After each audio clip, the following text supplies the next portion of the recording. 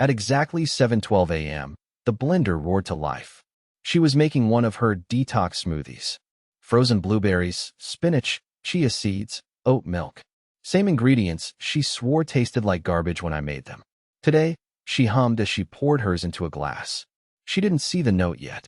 It was propped beside the blender, folded once, with her name scrawled in block letters on the front, the way you'd label a manila envelope or a legal document you wanted the world to witness. She was scrolling on her phone, sipping, smirking at something. Probably some TikTok about relationships. Irony is still alive and well, I guess.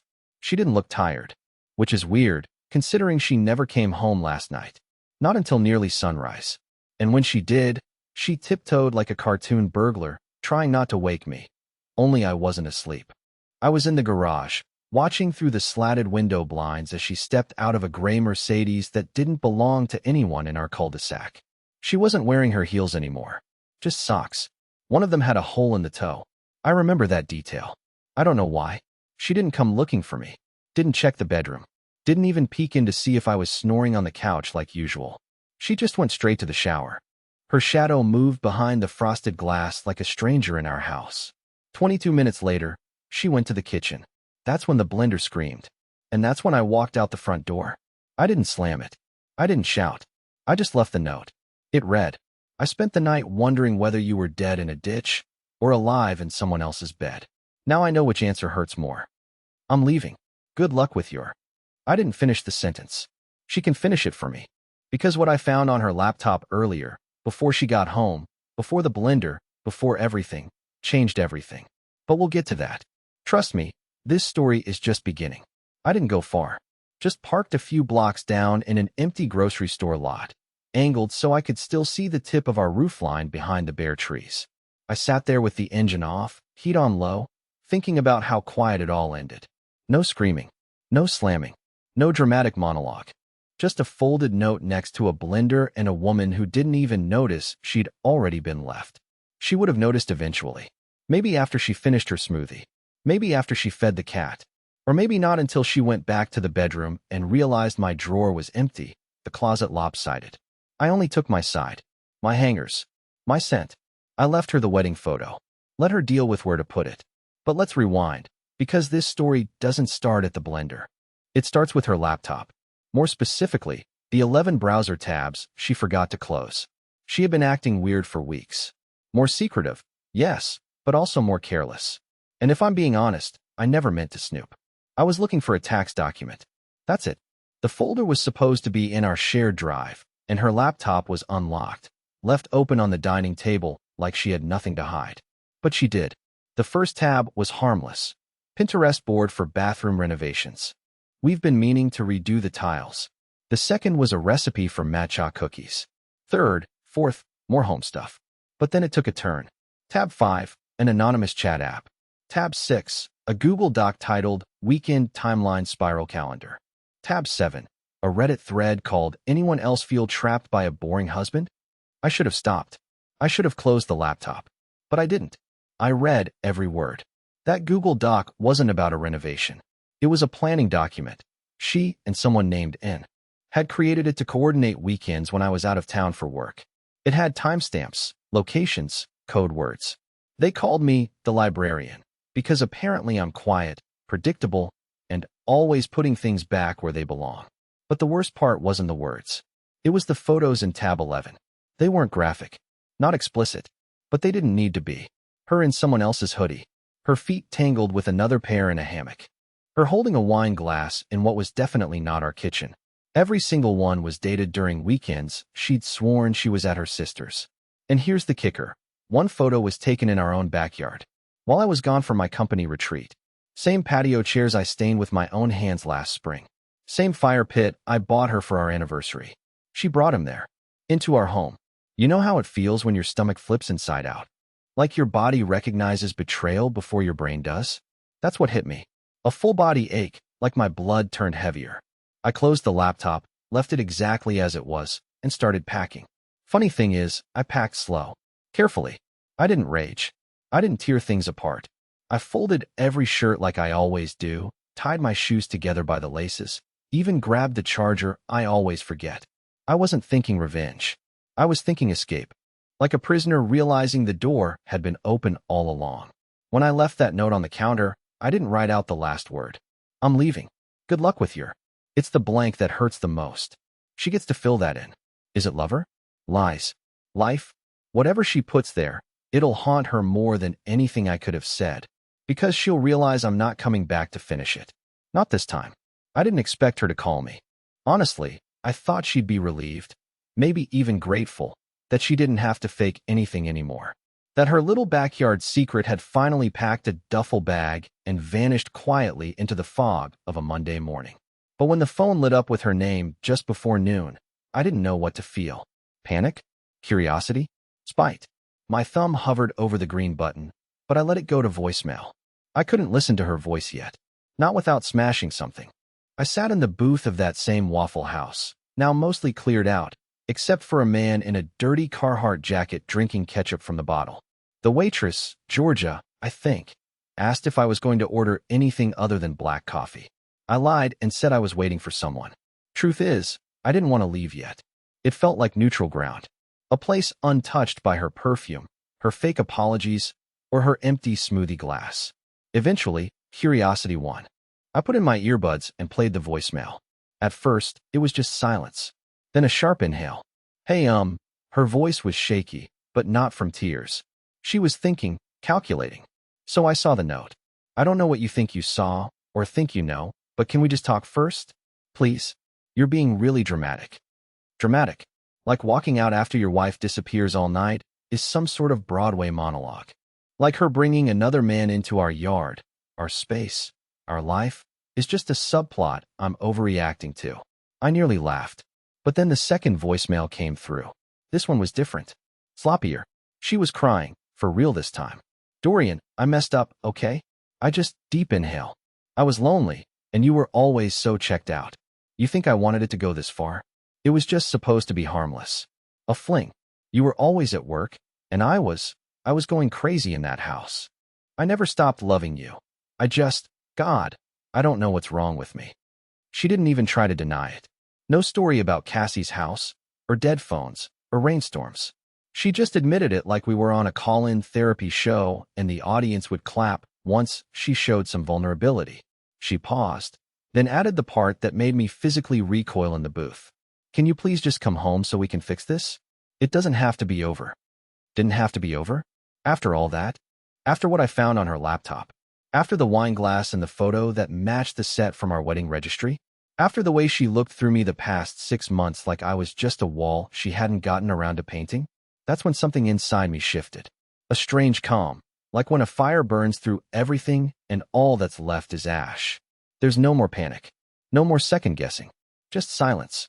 I opened my phone, clicked on Recents, and tapped the call from last night. The one that went straight to voicemail. Not hers. His. Yeah, I found his number. It was on the Open tab in her Messages app, labeled as Nate, contractor, but I'm not an idiot. I screen recorded everything before I left. If this goes legal, I have timestamps, texts, the works. The call rang 4 times before a deep voice answered.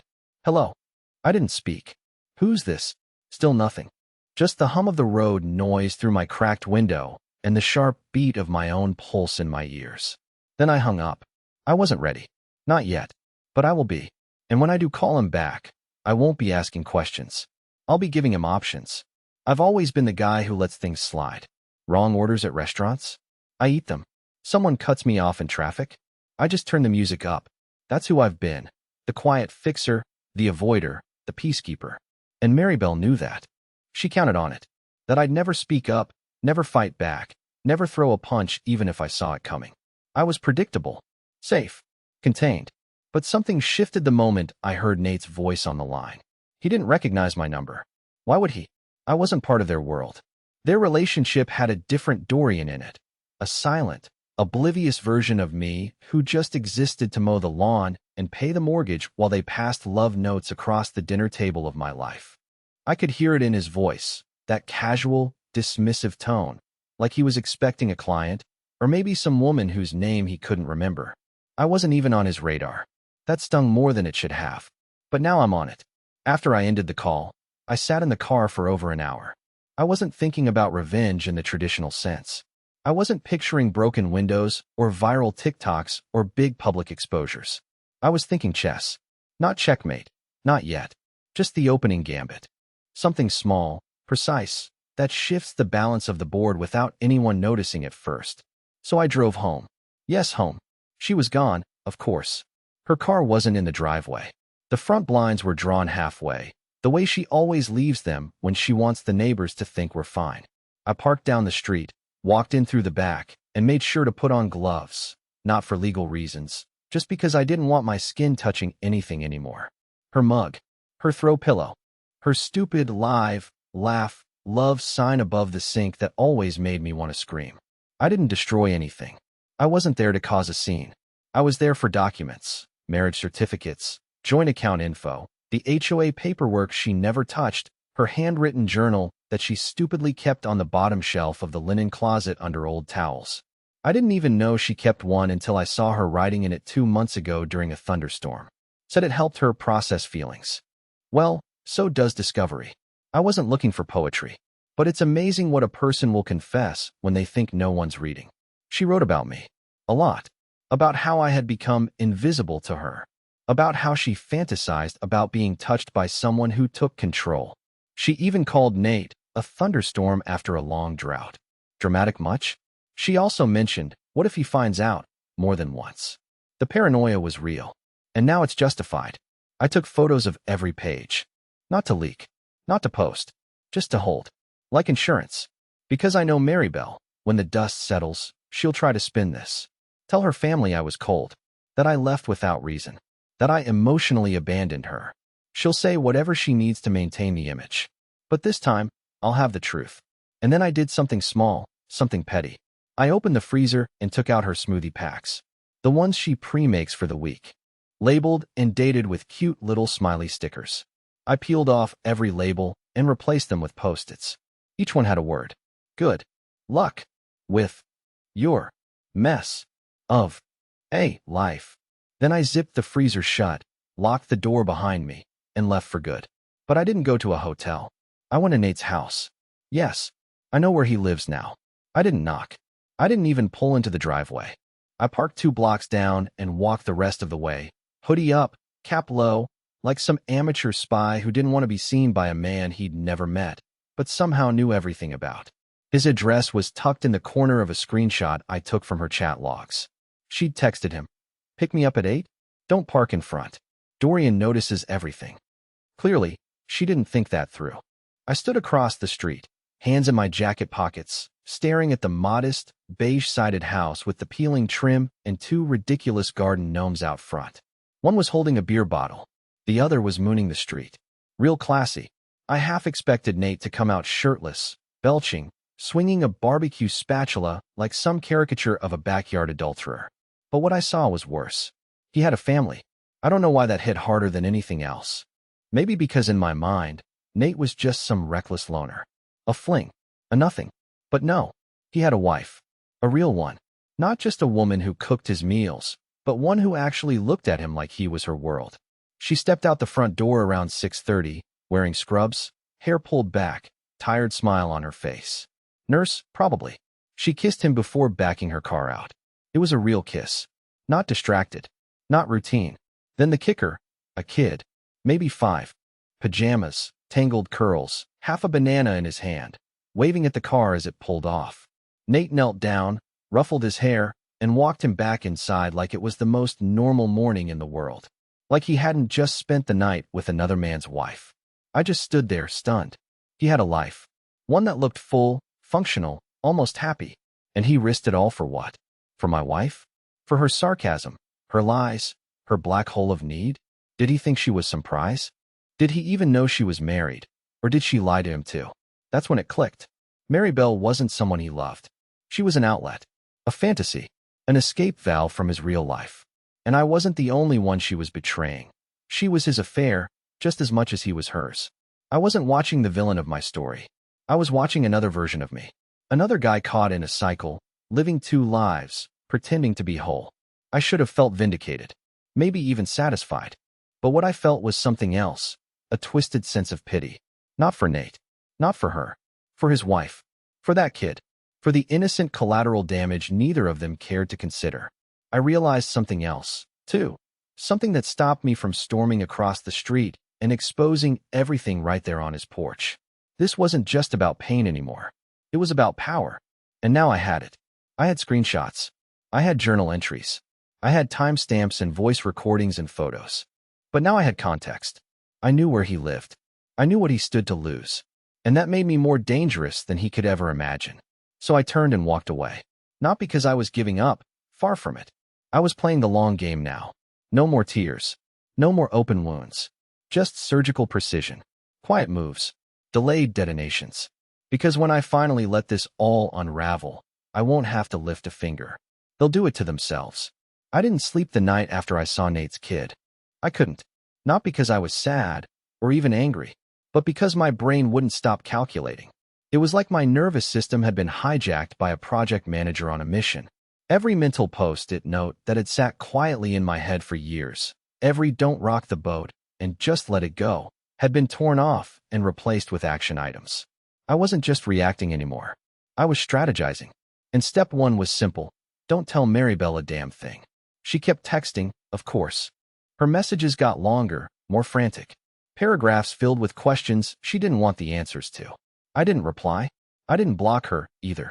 Let her spiral. Let her sit in the silence she used to throw at me like a punishment.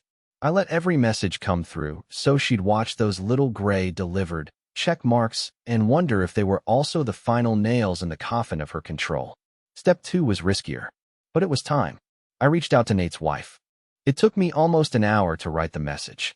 Not because I didn't know what to say, but because I didn't know how to say it in a way that didn't make me look like a psychopath or a liar. I wanted her to believe me, not shut down or go into defensive denial. She didn't know me. I had no credibility. And I wasn't about to send a dump of evidence like some anonymous internet exposer. So I kept it simple. Polite. Brutally polite. Hi. I'm sorry to message you like this. You don't know me, but I believe your husband, Nate, has been having an ongoing affair with my wife, Maribel. I have proof, screenshots, photos, and messages. I'm not sending them here. That's your choice. If you'd like to talk privately, I'll meet wherever you choose. I'm not looking for drama. Just truth. Again, I'm sorry. This message was hard to write. Dorian. I debated whether to send it at all. I sat on it for hours. But in the end, I hit send, not out of spite, but because she deserved to know. Because I would have wanted someone to do the same for me.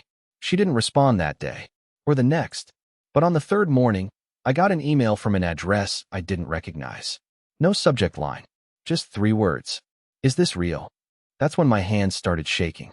Because now the story wasn't mine anymore. Now it belonged to someone else, too. Someone just as blindsided, just as humiliated, just as quietly unraveling behind the walls of a house that used to feel safe. I replied with one image. Not the worst one. Not the hammock or the wine glass. Just a selfie they'd taken in front of a roadside diner, arms around each other, laughing like teenagers. I didn't add captions. I didn't need to. Her silence afterward said everything. For hours. No follow-up. No outburst. Just nothing. And then, just after midnight, she called me. She didn't introduce herself. Didn't confirm her name. She just spoke like we'd known each other for years. He told me he was in Arizona that weekend. His cousin's bachelor party. I waited. I knew something was wrong. You always know, don't you? In your gut. You just don't want to pull the thread. Her voice cracked a little, but she recovered quickly. He has no idea I know. What do you want me to do? That's when I realized I had more power than I'd ever expected. Not the power to hurt him. Not directly.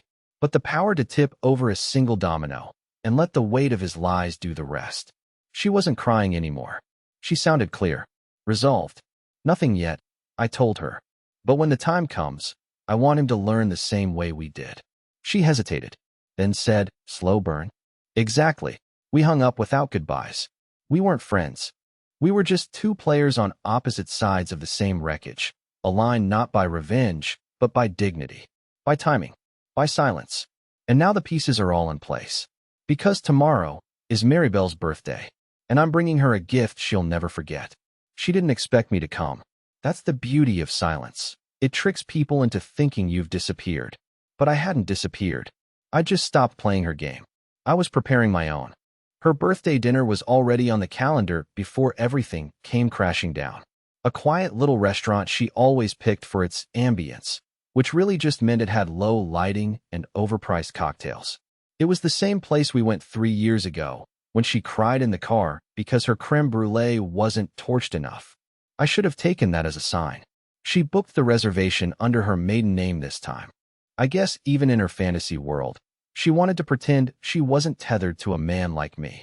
But she forgot that I get the email receipts, one of the many leftovers from the joint life she never fully scrubbed clean. So I knew the time, the table, the head count. I knew Nate would be there. I knew her sister would too. The same sister who once told me, during a wine-fueled Thanksgiving, that Maribel craves chaos. I got there early. I didn't walk in right away. I waited across the street with a cup of black coffee and a manila envelope on the passenger seat. Inside were printed copies of everything: messages, calendar screenshots, her journal pages, and one photo. The one where she's in Nate's car, kissing him with her bare feet on the dashboard, wearing my college sweatshirt. I wasn't planning to go nuclear. This wasn't about vengeance. It was about clarity. About holding up a mirror in the middle of her curated little world and forcing her to see the mess she thought no one else could smell. At exactly 7:08 p.m., I crossed the street. The host tried to stop me, but I walked straight past, my steps calm, measured, like I belonged there. And for a long time I did. I spotted them right away, table 9, by the back window. Nate sat at her left, too close, with his hand not so subtly grazing the side of her leg under the tablecloth. Her sister was laughing at something, sipping white wine. Maribel looked radiant, glowing with the confidence of a woman who thought she was untouchable. That confidence shattered the moment she saw me. Her smile collapsed so fast it looked like a glitch in a video game. Nate froze. Her sister blinked like she wasn't sure if I was real. I pulled out the empty chair at the end of the table and sat down without a word. The envelope sat in front of me like a loaded weapon. "I figured you'd appreciate getting your gift in person," I said. She didn't speak. Her lips parted slightly, like she wanted to shape words but couldn't remember how. I slid the envelope toward her. She didn't touch it. Nate shifted, opened his mouth like he might say something, but I cut him off with just a glance. That's all it took. He wasn't a fighter. He was a man with everything to lose, and I had my hand on the detonator. Her sister leaned forward, confused. "Dorian, what is this?" "Perspective," I said. "You'll understand once she opens it." Maribel still didn't move. I didn't expect her to. I stood up slowly and added, "Enjoy your dinner. I recommend the duck. It pairs well with betrayal." I walked out before the fireworks started. I didn't need to see the explosion. I'd already lit the fuse. And just before I reached the door, I heard the tear of paper. Let her try to explain that. Let Nate try to explain it to his wife when she gets the same package in the mail tomorrow. I didn't take her down with rage. I did it with truth. Cold, clean, and irreversible. The woman who said I was dramatic now had to explain why I left her a dossier on her own life, delivered during her birthday toast, in front of her lover and her own blood. And the best part? I still wasn't finished. Because she had no idea who else I'd sent copies to. It's been 12 days since her birthday dinner, and I haven't heard her voice once. No angry voicemails. No tearful texts. No threats. No apologies. Just silence. And for the first time in years, it isn't heavy. It doesn't press on my chest like guilt or confusion or obligation. It's clean. Sharp around the edges, sure, but clean. I heard from her sister, though, just once. She sent me a message the next morning. 3 words. "You did right." That's it. No context. No follow-up. Just a quiet confirmation that someone at that table saw what needed to be seen. Maybe Maribel tried to explain. Maybe she broke down. Maybe she spun another story. I don't care. That part of the show is over. As for Nate, his wife never responded again after I mailed the full envelope. But I don't need to know what happened behind their doors. He vanished from Maribel's accounts. No likes. No tags. No seen on her Instagram stories. Just gone. I think he folded. I think the cost of the affair finally came due, and he didn't have the stomach to pay. Good. But none of that is what I want to talk about. What I want to talk about is the small rental house I'm in now. 1 bedroom, creaky floors, no dishwasher. But it's mine. I signed the lease last week. I moved in the same day. No furniture yet, just a mattress on the floor and a card table in the kitchen.